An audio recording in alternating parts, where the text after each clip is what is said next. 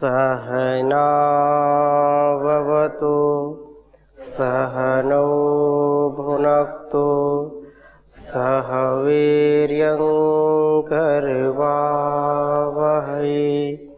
तेजस्विनावधीतमस्तु मा विद्विषावहै।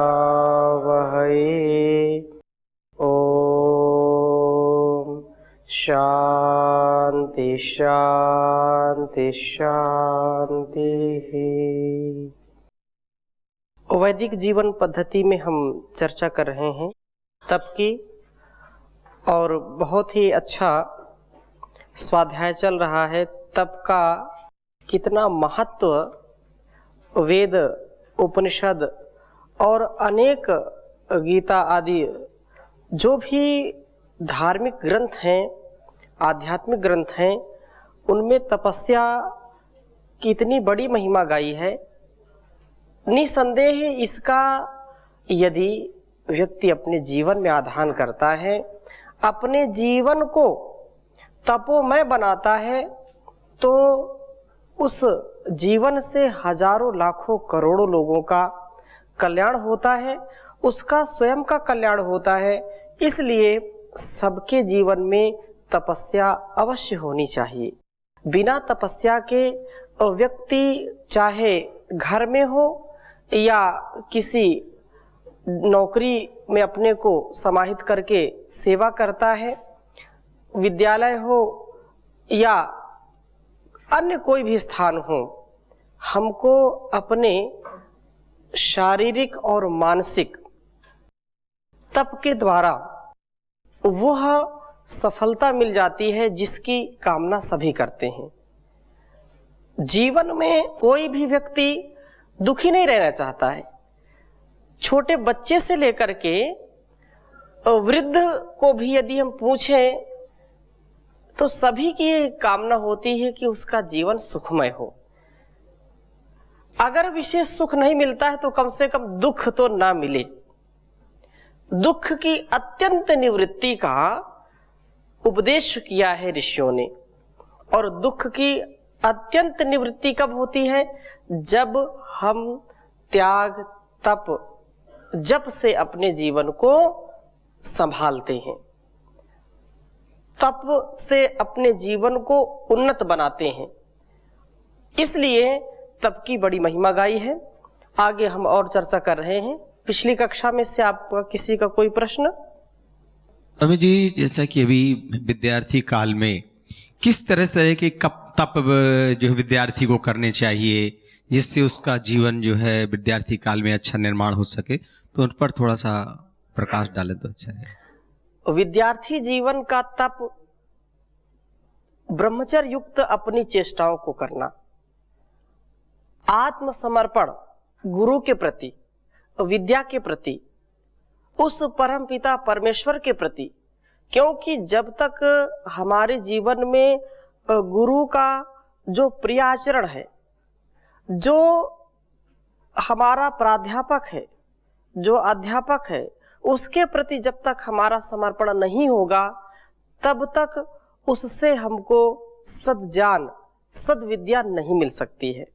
इसलिए गुरु का जो आदेश, निर्देश, उपदेश हो, उसको आत्मसात करना, और उसको आत्मसात करने के बाद हर पल, हर क्षण अपने जीवन को उसके प्रति, जो उसने पढ़ाया है या जो पढ़ता है, जो स्वाध्याय करता है, उससे वो मिलान करे कि क्या मेरा जीवन ऐसा बन रहा है या नहीं बन रहा है।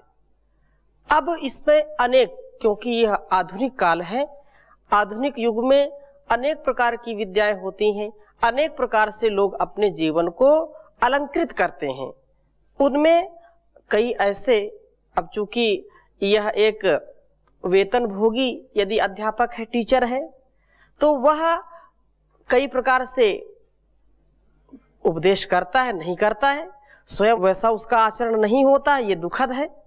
तो वो बच्चे को कैसे सिखा सकता है? उसको खुद ही नहीं मालूम है कि जीवन जीने की कला क्या है, तो बच्चे को कैसे सिखाएगा? ये एक विडंबना है। हमारी जो परंपरा है, जो वैदिक परंपरा है, जो वैदिक जीवन पद्धति है, उसमें आचार्य का, गुरु का बहुत ऊंचा स्थान है और वो स्वयं वैसा आचरण करते थे। वैसा आचरण करके तब जाकर के बच्चों को शिक्षा देते थे, उपदेश देते थे। अब जो अध्यापक, जो गुरु ऐसा नहीं जी पाते हैं, तो उनको भी यह प्रयास करना चाहिए कि हम अपने विद्यार्थियों को, अपने शिष्यों को वह सुशिक्षा दें जो उनके जीवन में काम आए, उनके जीवन को सुधार सके। हाँ, हो सकता है कोई अध्यापक गणित पढ़ाने वाला है, कोई अध्यापक जो है अंग्रेजी पढ़ाने वाला है, कोई जो है विज्ञान पढ़ाने वाला है, कोई भूगोल पढ़ाने वाला है। इन सारे विषयों को पढ़ाते पढ़ाते अध्यापकों का ये परम कर्तव्य है कि अपने अनुभवों को, अपने जीवन के जो सद्ज्ञान है, उनका भी संप्रेषण वह विद्यार्थियों के लिए करता रहे, उनको सुशिक्षा से युक्त करता रहे, उनको जीवन जीने का रहस्य बताता रहे, अपने विषय को भी पढ़ाता रहे और उनमें अनुशासन आए, वैसा वो जी सके, ऐसी भी सुशिक्षा उनको करनी चाहिए। और उनमें स्वयं चंचलता अधिक नहीं होनी चाहिए। और जो विद्यार्थी है उनसे वो शिक्षा पा रहा है तो वह उनके प्रति सदा सर्वदा सर्वत्र मान रखे, उनका कभी अपमान न करे। परंतु आज के कुछ ऐसे विद्यार्थी भी होते हैं कि यदि अध्यापक थोड़ा सा डांट दे, थोड़ा सा कुछ जो है ऊंचे स्वर में बोल दे, तो उसको ही बोलते हैं कि आइए बाहर निकल करके गेट के हैं। तो वो चौराहे में उनकी जो है बहुत खातिरी करते हैं। तो ये जो परंपरा है वो बिल्कुल ठीक नहीं है। जो शिक्षण संस्थान है, आपने जो बात कही है कि विद्यार्थी कैसा तब करें, तो उसके विषय में मैं और इस बात को जोड़ना चाहता हूं। जो शिक्षण संस्थान हैं, उन शिक्षण संस्थानों का चुनाव करते समय भी विद्यार्थियों को बहुत सजगता के साथ निर्णय लेना पड़ता है और निर्णय लेना चाहिए। शिक्षा के नाम पर आधुनिक समय में ऐसी कुशिक्षा थोपी जा रही विद्यार्थियों के मनोमस्तिष्क पर कि वे अपनी संस्कृति, अपनी सभ्यता, अपने गुण कर्म स्वभाव को भूल करके अब संस्कृति के शिकार हो रहे हैं। तो वो तब भी नहीं करना चाहते, डिग्री मिल रही, ठीक है, तो वो विद्या नहीं है, वह केवल वेतन भोगी एक व्यक्ति बनना चाहते हैं। तो ऐसा तप नहीं, उनको जो शिक्षा, जो विद्या उनको पढ़ाई जाती है उसमें वो 100% समाहित होकर के उसको पढ़ें, उसको आत्मसात करें और अच्छे अंकों से पास होकर के अपने जीवन में अच्छे नौकरी भी पाएं और उनका आचरण व्यवहार और इस संसार में वो उपकारी भी बने। ऐसी भी शिक्षा हमारे अंदर होनी चाहिए। आप स्वयं अभी इस समय की क्या स्थिति है हम नहीं जानते, परंतु आप में से कई वरिष्ठ हैं और इस बात को जानते हैं कि पहले विद्यालयों में लिखा होता था कि शिक्षार्थ आइए, सेवार्थ जाइए, सत्यमेव जयते, अहिंसा परमो धर्मः। ये जो सद्वाक्य होते थे, ये जीवन को उन्नत बनाने के लिए होते थे। है तो दो शब्द है, शिक्षार्थ आइए, सेवार्थ जाइए, लेकिन इसको जीने के लिए एक एक पल पल व्यक्ति को जागरूकता पूर्वक जीना पड़ता है। विद्यार्थी को यदि शिक्षार्थ आइए कहा है तो उसको 100% उस पर पूरा समाहित होना चाहिए। और जैसे मैंने कहा कि शिक्षण संस्थान, उन शिक्षण संस्थानों से बचना चाहिए विद्यार्थियों को जहां पर अपसंस्कृति का बढ़ावा दिया जा रहा है, जहां पर भारतीय शिक्षा, भारतीय परंपरा, भारतीय जो संस्कृति है उस पर कुठाराघात किया जा रहा हो। फिर आप एक प्रश्न खड़ा कर देंगे इसमें भी कि ऐसे विद्यालय कितने हो सकते हैं जहां पर जो है ऐसी स्थिति हो। ऐसे बड़े बड़े जो विद्यालय हैं तो वहां तो मॉडर्न शिक्षा है और सभी वैज्ञानिक बनना चाहते हैं, सभी इंजीनियर बनना चाहते हैं, सभी बड़े बड़े रैंक में जाना चाहते हैं। बिल्कुल सत्य है। ठीक है, अपने जीवन में वो बड़े बड़े अफसर बन सकते हैं, अपने जीवन में इंजीनियर डॉक्टर बन सकते हैं, लेकिन कभी अंदर से वे पूर्णता को प्राप्त नहीं हो सकते हैं। उनके जीवन में यदि समरसता नहीं है, उनके जीवन में यदि तप नहीं है, उनके जीवन में द्वंद्व सहन करने की शक्ति नहीं है, तो वही बड़े बड़े अफसर चाहे डीएम बन जाए, एसपी बन जाए, नेता बन जाए, वही आत्महत्या कर लेते हैं। उनको जीवन जीने की कला सिखाई नहीं जाती है। तो ऐसे विद्यार्थी जो करोड़ों रुपए जो है खर्च करके बड़ी बड़ी नौकरी पाते हैं या बड़ी बड़ी शिक्षा डिग्री पाते हैं, वे जीवन की इस पद्धति में, आर्ट ऑफ लिविंग में फेल हो जाते हैं। जीवन जीने की जो कला है उसमें वो फेल हो जाते हैं। वो जीवन जीने की कला उनकी काल बन जाती है। इसलिए आपने जो प्रश्न किया है अति उत्तम प्रश्न है कि विद्यार्थियों को कैसा तप करना चाहिए। तो उनको यही तप करना चाहिए कि सबसे पहले अपने विद्या को चुने कि कौन सी विद्या उनको ग्रहण करनी है, और वो विद्या, ठीक है आज का ऐसा परिवेश है उसका निषेध नहीं है, लेकिन विद्या क्या है इस बात को भी हमको समझना चाहिए। विद्या क्या है कई बार हमने आपको बताया, पुनः एक बार मैं और इस पर संकेत करना चाहता हूं। विद्या क्या है तो कहा कि सा विद्या या विमुक्त है, ये भी आपने देखा होगा, सा विद्या या विमुक्त है। अब विद्या क्या है तो बहुत स्पष्ट शब्दों में ये कहा कि सा माने वह विद्या जो विमुक्ति के लिए होती है, विशेष प्रकार से जिससे मुक्ति हो जाए, विशेष प्रकार से हम अपने जीवन के जो कुसंस्कार हैं, जो कुचेष्टाएं हैं, जो हमारे अंदर दुर्गुण है, दुर्व्यसन है, जो अव्यवहारिकता है, जो असमरसता है, जो अश्रद्धा है, जो हमारे अंदर अंधविश्वास है, उससे हम मुक्त हो जाएं, वही विद्या कहलाती है जो इससे मुक्त कर दे, हमको इससे मुक्ति दिला दे। ये जीवन जीने की कला है। विद्या क्या है?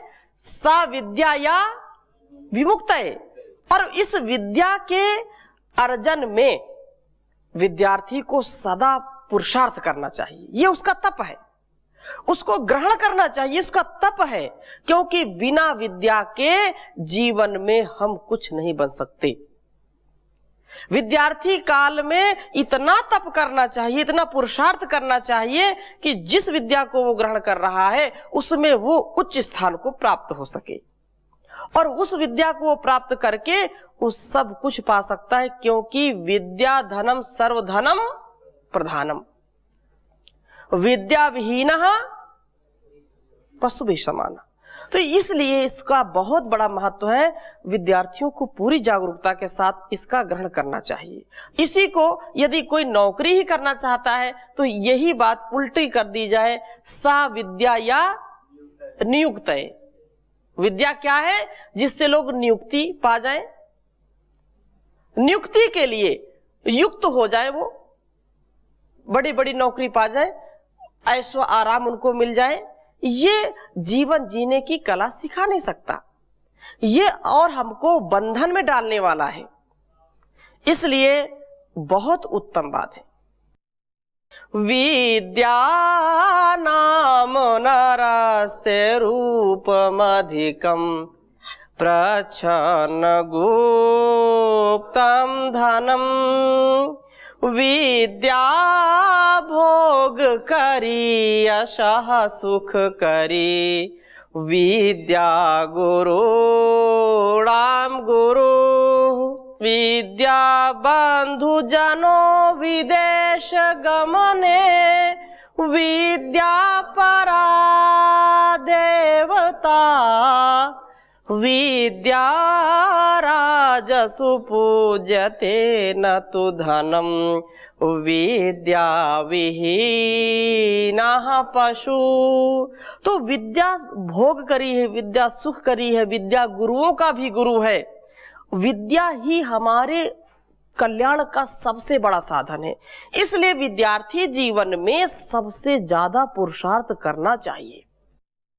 यह हमारे जीवन की आधारशिला है।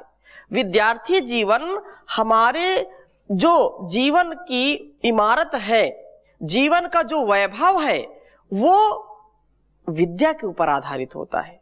इसलिए जितनी जितनी मजबूत उसकी नींव होगी, उतना उसका ऊपर का हिस्सा अच्छा होगा। और विद्या यदि खोखली है तो जीवन भी खोखला हो जाएगा। इसलिए कहा, आज की शिक्षा पर किसी कवि ने कहा कि आज की शिक्षा तो केवल इमारत को खड़ी करने वाली है। लोग इसको बहुत अच्छा धंधा बना रखे हैं, लोग इसको आमदनी का बहुत अच्छा जरिया बना रखे हैं कि बस अच्छी शिक्षा के नाम पर आप जो है धन अर्जन करते रहो। वह विद्या गई जो बनाती थी मानव, वह शिक्षा गई जो बनाती थी मानव। कुशिक्षा का पाठन पठन हो रहा है, ये उत्थान है या पतन हो रहा है। तो हमको जो विद्यार्थी जीवन में इस बात का ध्यान रखना चाहिए कि मेरे जीवन का इससे उत्थान होगा या इससे मेरा पतन होगा। ये विद्यार्थी का लक्षण होना चाहिए। विद्यार्थी के जीवन का ये सबसे बड़ा तप है, ये पुरुषार्थ है। जैसा कि आज की शिक्षा में होता है, जैसे अभी आप कह रहे थे कि बड़े बड़े विद्यालय हो गए, उसमें टीचर्स को भी नियुक्ति होती है, फिर उसे वेतन मिलता है।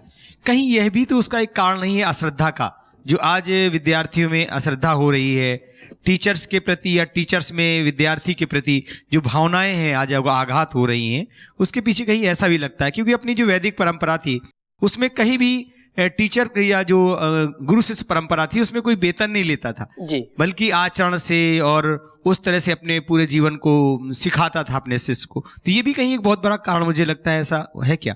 ठीक है, ये भी एक कारण हो सकता है, इसका निषेध नहीं कर सकते हैं, परंतु देश काल परिस्थिति में परिवर्तन शाश्वत है और परिवर्तन को हमको स्वीकार करना चाहिए।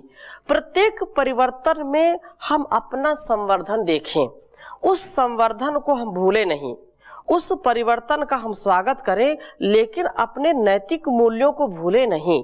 आज भी आपको ऐसे अध्यापक मिल जाएंगे जो वेतन तो लेते हैं लेकिन उनका आचरण इतना पवित्र है कि ऋषियों जैसा आचरण है। वो जैसा बोलते हैं उससे कई गुना करते हैं। उनके जीवन में कोई दोष नहीं होता है, उनके जीवन में कोई जो है विषयों के प्रति इतनी वो नहीं होती है। वास्तव में ऐसे अध्यापक हैं, ऐसे गुरुजन हैं जिनके जीवन को देख करके हजारों लाखों विद्यार्थियों ने अपने जीवन बदल लिया। तो उनके बीच में वो भी तो अपना कार्य कर रहे हैं, वेतन भी ले रहे हैं, लेकिन अपने आचरण और व्यवहार से विद्यार्थियों के जीवन में भी परिवर्तन कर रहे हैं। तो हमको उन अध्यापकों को जो है सम्मान देना चाहिए, उनका सदा सर्वदा सर्वत्र इस बात का हम ध्यान रखें कि जिससे लोक कल्याण होता है, क्योंकि अध्यापक को राष्ट्र निर्माता कहा गया है।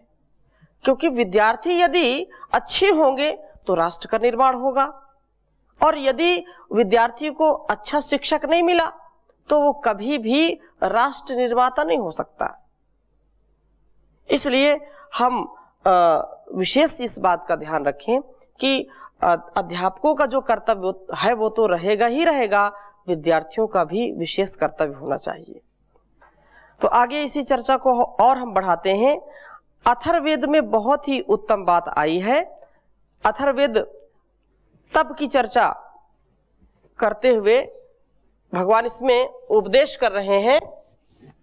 ओम अग्ने तपस्तप्यामहे उपतप्यामहे तपः श्रुतानि शृण्वतो वयम आयुष्मन्तः सुमेधसः। ये अथर्ववेद का विशेष रूप से मंत्र हमको शिक्षा देता है। एक बार उच्चारण करेंगे। ओम अग्ने तपस्तप्यामहे उप तप्यामहे तपः श्रुतानि शृण्वन्तो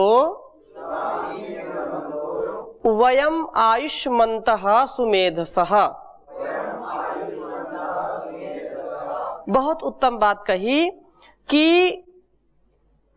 हे अग्नि, ओम परमपिता परमेश्वर का मुख्य नाम है और उसके बाद अग्नि, अग्नि भी ईश्वर का नाम है और संबोधन है हे अग्नि।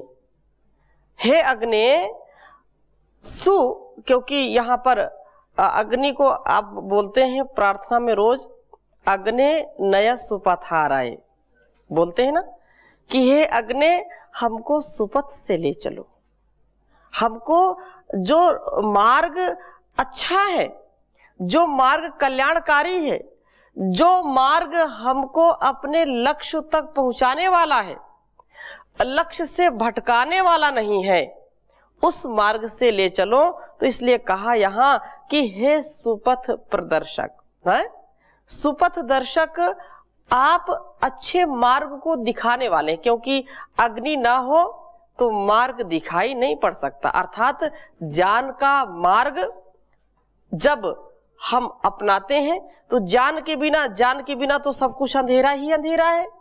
और लोक में भी यदि सूर्य उदय ना हो, सूर्य का उदय यदि होता है तो सब कुछ ठीक ठीक दिखाई पड़ता है।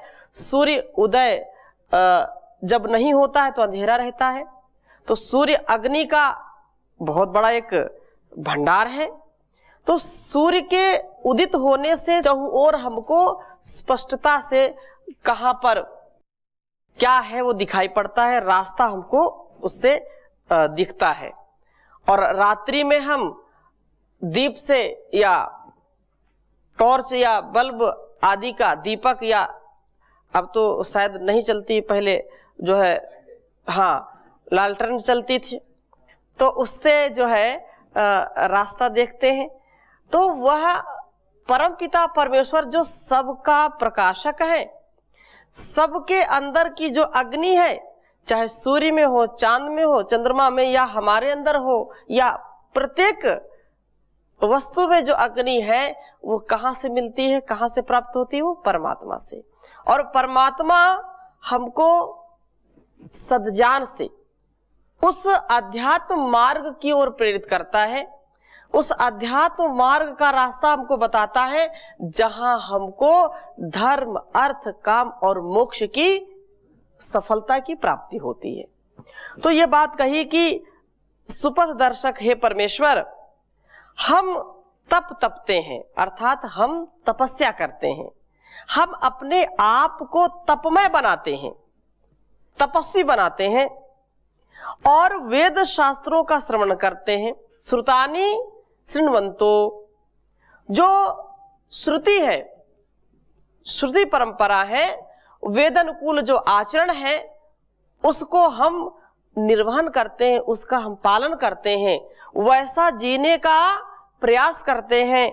इसलिए कहा कि उसको वेद आदि शास्त्रों का श्रवण करते हैं और दीर्घ आयु को प्राप्त करते हुए वयम आयुष्मन्तः सुमेधसः श्रुतानि शृण्वन्तो, वेद आदि शास्त्रों को सुनते हुए, क्योंकि आप भी यहाँ पर अनेक जो है वेद शास्त्रों की चर्चा सुनते हैं, ये भी क्या है?